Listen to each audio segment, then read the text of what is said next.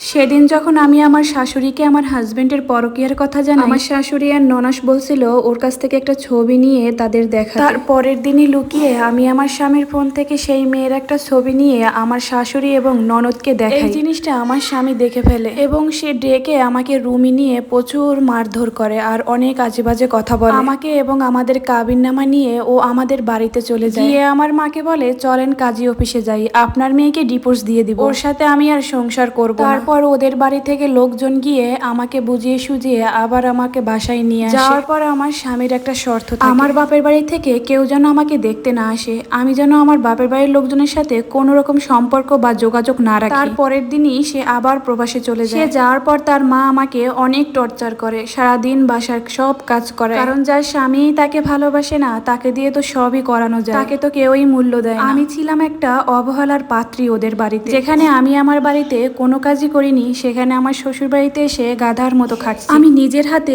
খেতাম পর্যন্ত না, আমার মা আমাকে খাইয়ে দিত, কাপড় চোপড় ধুয়ে দিত, আমার কোনো কিছুই করতে হতো না। সেই মেয়ে আজকে কোথায় এসে দাঁড়িয়ে। সে যেদিন চলে যাবে সেদিন সকালবেলা আমার শাশুড়ি আমাকে দিয়ে অনেকগুলো হলুদ মরিচ রসুন এগুলো বাটায়, বাসার প্রচুর কাজ করায়, ঘর মোছা ঘর পরিষ্কার করা রান্না বান্না সমস্ত কাজই আমাকে দিয়ে করায়।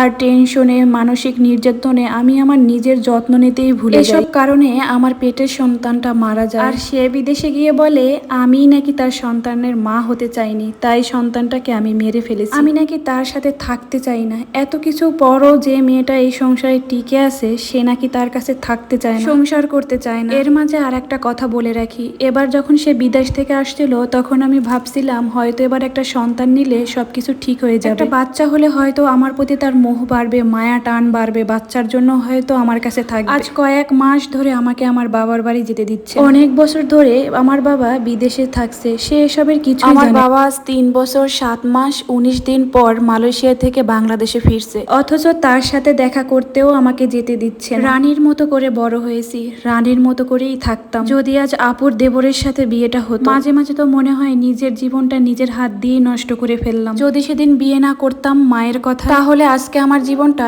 এরকম হতো না। ভালোবাসার মানুষটাকে যদি জীবনে জীবন সঙ্গী হিসাবে বেছে নিতাম তাহলে আজকে আমার জীবনটাও অনেক সুন্দর হতো। যদি সেই ছেলেটাকে বিয়ে করতাম যে ছেলেটা আমাকে না দেখে একটা ছবি দেখে এতটা ভালোবেসে ফেলেছিল, বিয়ে করতে পারলে সে কতটা ভালোবাসতো, কতটা ভালোবেসে যত্নে আলগে রাখতো। আজকে আর ভেবে কি হবে, যা হওয়ার কপালে তা তো হয়েই গেছে। আমার সেই না পাওয়া মানুষটা 15 দিনের মধ্যে বাংলাদেশে আসবে। সবাই দোয়া করবেন আমার আপুর দেবর যেন একটা ভালো জীবন সঙ্গী পায়। আর আমার জীবন সেটা তো এভাবেই কাটতেছে, দুঃখে কষ্টে। জানি না আল্লাহ আমার জীবনে কি রেখেছে, আদৌ সুখ লিখে রাখছে কিনা, নাকি সারাটা জীবন এভাবে দুঃখে দুঃখেই কাটাতে হবে। তাও সবাই দোয়া করেন যেন একটু ভালো থাকতে পারি। আমার এই জীবনের গল্পটা এখানেই শেষ করছি, আর বাকি কিছু বলতে চাচ্ছি না। তবে এতটুকুই বলবো, কেউ পরিবারের চাপে পড়ে প্রিয় মানুষটাকে হারিয়ে ফেলবেন না, কারণ হারিয়ে ফেলা জিনিস খুঁজে পাওয়া গেলে হারিয়ে ফেলা প্রিয় মানুষকে আর কখনো ফিরে পাওয়া যায় না আগের মতো করে। তাই অন্যের সুখের কথা চিন্তা না করে নিজের সুখের কথা চিন্তা করবে, কারণ এই না পাওয়ার